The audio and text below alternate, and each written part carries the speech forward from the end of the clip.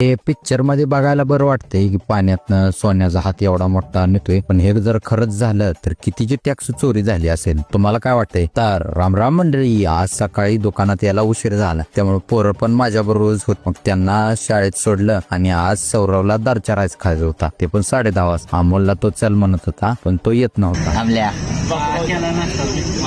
नाहीतर कवाच गेला असता. मग तो नाही म्हणल्यावर माझ्या मागे लागला चल म्हणून. मग पहिला तर आम्ही मार्केट यार्डात गेलो. इकडं तर काय मिळाला नाही, पण सीएनजी ची गर्दी बघून बरं वाटलं. कसली गर्दी आहे इकडं. मग तिथनं तेली गल्लीत गेलो, तिथं पण मिळाला नाही. कडलाच नाक्यावर गेलो, तिथं पण मिळालं नाही. एसटी स्टँड वर गेलो, तिथं पण मिळालं नाही. मग शेवटी हा एव्हीएस फूड कॉर्नर मध्ये इथे गेला. मग म्हणलं मी तर काय नाश्ता करत नाही, मी एक ताक घेतो, तुला खायचं आहे ते खा. त्यानं घेतलं दही कचोरी. मग तिथून मला जायचं होतं एका लग्नाला. मग इथं गेलो मुक्ताई रेस्टॉरंट मध्ये, आणि इथं डीजे कसला बेकार वाजतो बघा.